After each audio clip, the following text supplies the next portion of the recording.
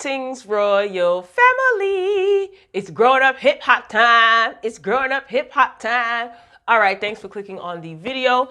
Love and War is the title of this episode, episode 10, season 5. Let's get straight into it. So they are still at filming at Egypt's birthday party, toward the tail end of the party. So we see Brianna, she's being escorted out by Pep's hired security.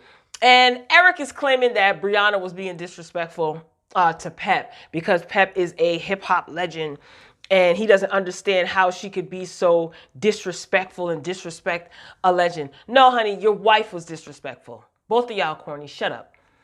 Your wife was just being straight extra for no reason. Trying to get camera time. Stupid. Anyway, so Pep. Oh, Lord. Pep and Brianna, they end up going outside on a patio balcony, same place where cousin TT was previous episode. So they go out to talk, okay? Now, Bree is telling Pep that she does not like the way that she has been treating her friend TT. So Pep, of course, is defensive. Pep is like, you talking about my niece, your so-called friend that you don't know? So Bree is just like, don't disrespect my friend again, right? So Pep is like, are you threatening me? And she says, I lead by example. Take me to court. I'm like, what? Like, it is so very easy for me not to take Pep seriously at all. And I'm just like, she has this stupid gavel in her hand. And Pep, she picks it up and she's waving it in Brianna's face. And like I said before, Pep is still on her extended mental lunch break. And she has not clocked back in, y'all. Somebody tell her that her lunch break is over. It's been over seasons ago. So Brianna's like, stop waving that thing in my face before it hits me. And then, everything gets crazy. So Brianna, she ends up leaving. But Pep said, are you threatening me? I lead by example. Take me to court. She's like, I'm not going to put my gavel down. Train wreck. Everybody likes a good train wreck. I cannot be the only one. So we move on to JoJo. Now he is getting fitted for his wedding attire and his sisters show up and they are talking about the passing of their grandmother. And they're just talking about missing her presence, especially because JoJo is going to be getting married and he's getting ready for his wedding. So JoJo, he tells his sister that Tanise didn't ask them to be in the bridal party because she didn't want to burden them. Vanessa's not buying that. Angela could care less. So speed dating comes up. Angela suggests that she wants to go speed dating. And Vanessa brings up if anyone talked to Romeo. And she talked about her meeting with Master P. So I don't even need to say, I say this in every episode.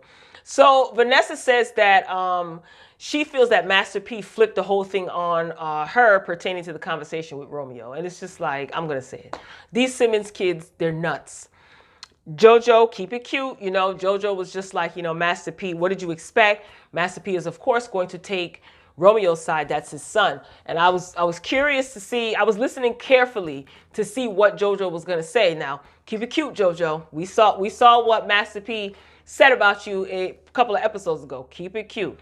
So Vanessa, she wants to sit down to have a talk with Romeo, and JoJo and Angela don't think that she should, but she wants to confront him and she plans to do so anyway.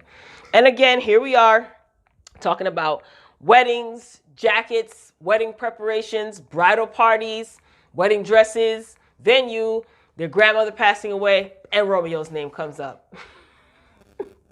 My God, I can't. So we move on to Samantha and Tyran.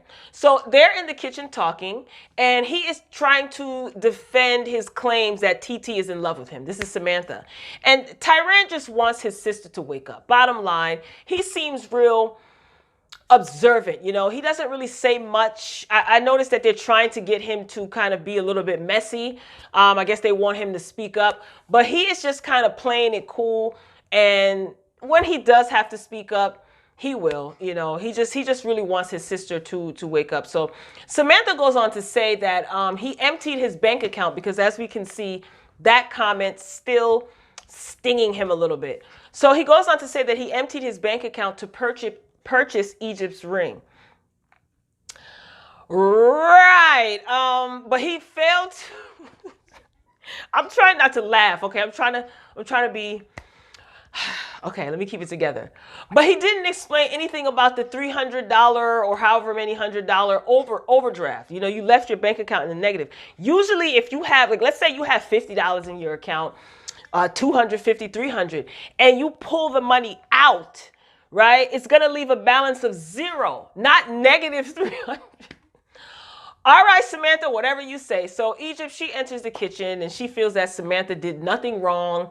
And Pep enters and all she wants is a Bloody Mary, a mess. Tyran, he spills the beans to Pep, his sister, and Samantha that Troy is supposed to be exposing Sam. Now, Pep is not happy.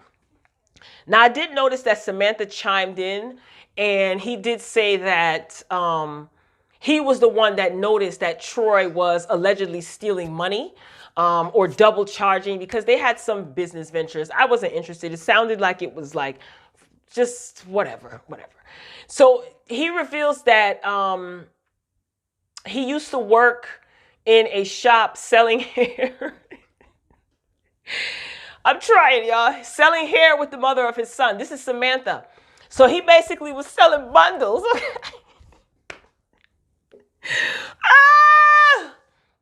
Okay, I'm back. So he was selling bundles, and I guess the friend of his son's mother's friend knows Troy, and Troy worked some way somehow in this Ponzi scheme. And Samantha said that he noticed when he was going through the books. Why were you going through the books or whatever he was doing that? Troy was double charging customers or scheming and scamming. Interesting that you were the one that found that out, huh? Moving along. So basically a sit down is going to take place with all of them. So Samantha feels that he is well within his rights to call a family meeting. So that's going to take place later on in the show. Stay tuned. We move on to, oh, poor Boogie. Do we not feel it for Boogie? Man, Boogie and his father. So his father is grilling him about this new business. And again, he's asking him about the loan, how much he took out for the loan, and, you know, how much he took out, how much he put down. The same, like, never mind asking the man if he needs any sponsorships, because you the man, right, Dame? No sponsorships from your rich friends? You want to know how much he put down because you're still in shock that your son had that much money to put down and you're in debt up the yin yang. Ugh.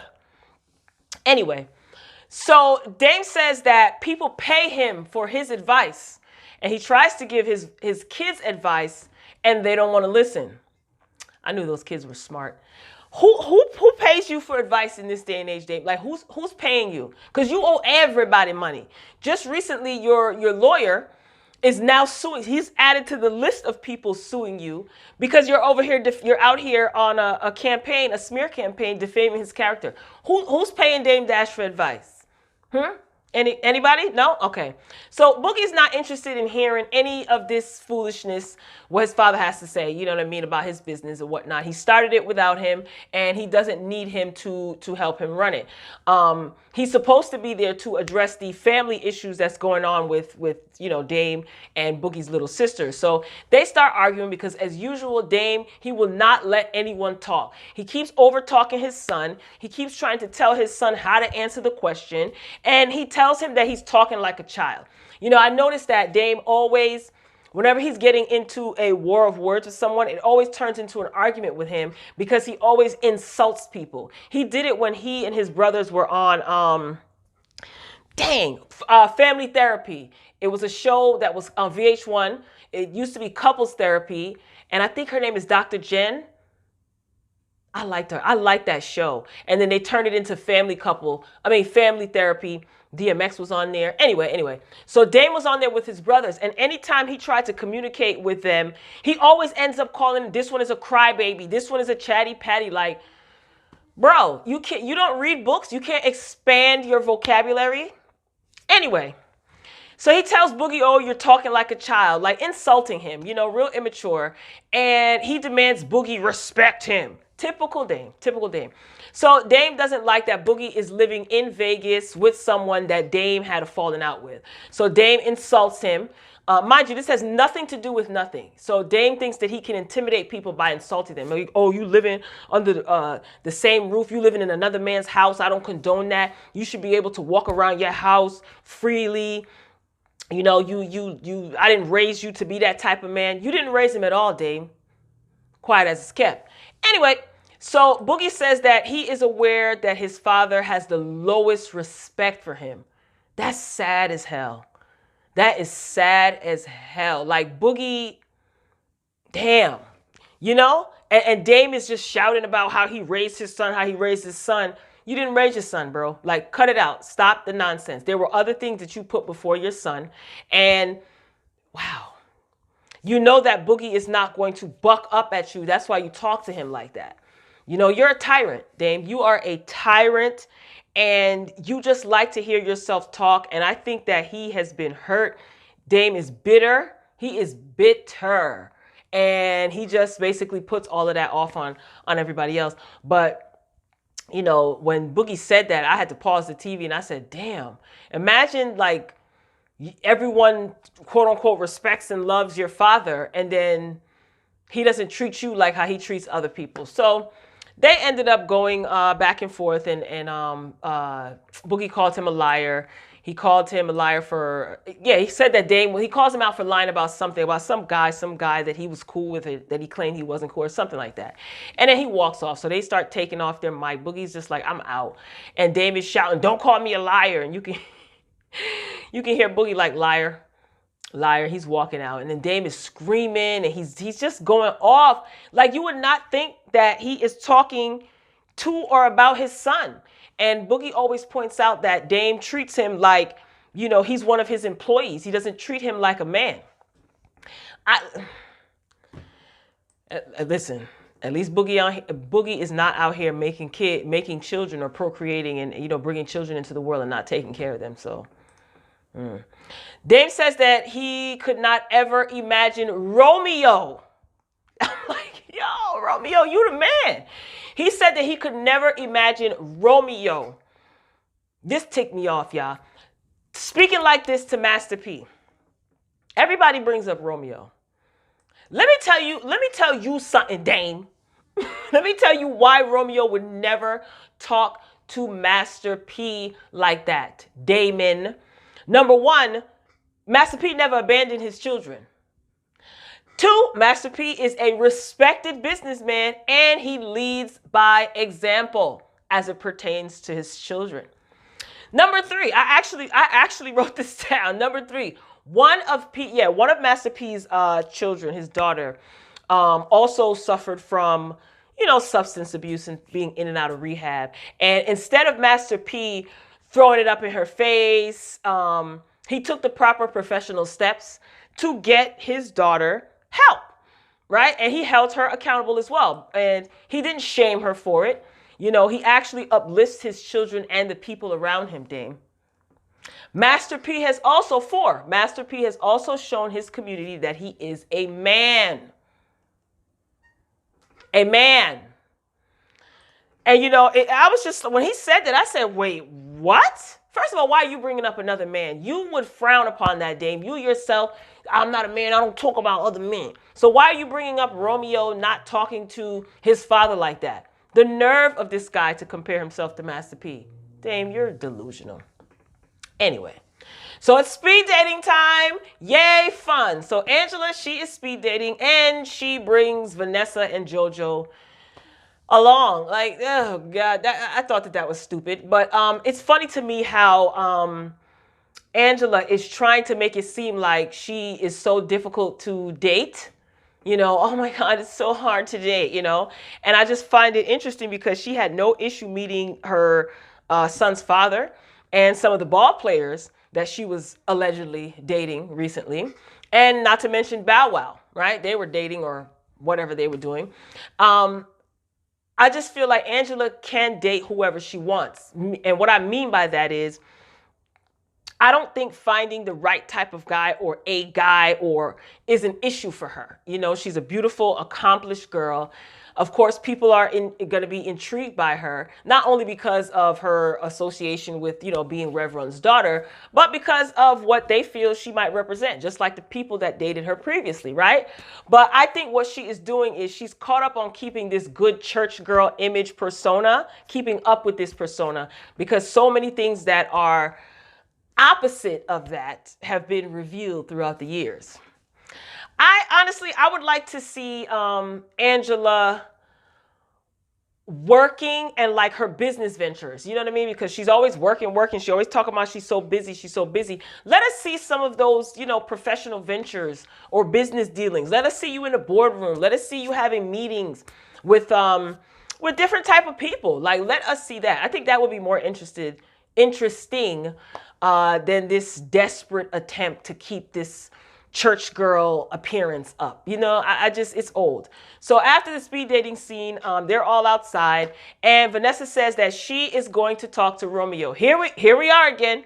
It's just like, Lord have mercy. It's like y'all can't eat without Romeo's name being mentioned. Jesus. So Vanessa tells Angela, you know, I'm going to war and battle for you. And Angela's just like, nope, I don't want anything to do with it. If you're going to talk to him, you're going to talk to him about what you want to talk to him about. Leave me out of it. And I just feel like, Vanessa, here we go again. You never learn. And if you think this will earn you some cool points with your sister, you will be disappointed as you've been in the past.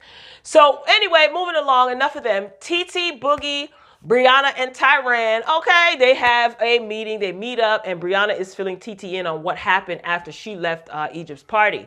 You know, that conversation that took place with Pep. So it's revealed that Tyran is driving TT's old car from 2007. Yet, Pep bought Samantha a new car for him to be an Uber driver. And Tyran did point this out in his confessional. And he says it's always, basically he says that his mother always makes Egypt a priority. And you could see he was a little bit hurt by that, but he's gotten over it. Not gotten over it, but learned to live with it, it seems like. Because he doesn't hold any grudges really against his mother. He doesn't he doesn't spaz out on her or anything, but I don't know. And moving along with that, so Tyran did tell TT that there is supposed to be a family meeting, and TT's just like, the nerve of this guy to call a family meeting. She said, yes, I'm going to attend the meeting with my family. So her and Tyran will be attending this family meeting that Samantha called. Now, just when you thought that the show couldn't get cornier, any cornier because of JoJo, Bow Wow shows up. So he meets up with JoJo, who's in the studio acting like, you know, he's working on some fire music, whatever. And Bow Wow wants to plan JoJo's bachelor party. Oh, God. Now, this becomes the meeting of the cornballs, in my opinion, once Eric showed up. So it's like, okay, cornball crew complete. Now, I found this funny because earlier in the episode, we saw JoJo's supposed childhood best friend when he was getting measured for tuxes or whatever they were scripting. Why isn't his best friend planning his bachelor party?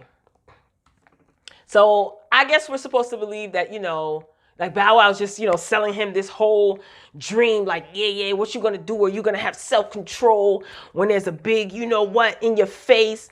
That, all of this extra stuff, right? And I'm just sitting there like, are we supposed to believe that JoJo is some sort of reformed playboy?